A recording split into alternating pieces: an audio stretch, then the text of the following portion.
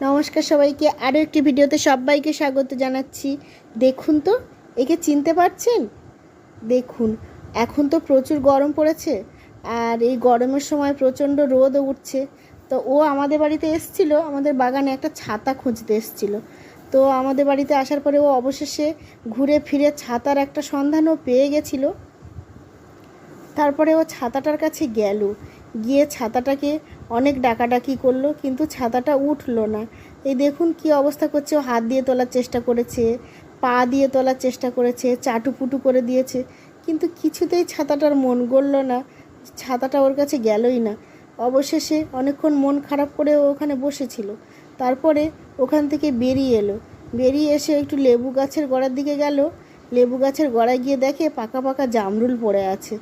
তারপরে অনেকক্ষণ ভাবলো যে এই জামরুলগুলো এলো কোথা থেকে। তারপরে চারদিকে তাকাতে তাকাতে চোখ গেল সোজা গাছের উপরে। ওই দেখুন কি সুন্দর জামরুল হয়ে আছে না। ও দেখে ভাবছিল যে এত সুন্দর জামরুল হয়ে আছে, কিন্তু এত গরমে এই জামরুলগুলো ও খেতে আসবে কি করে।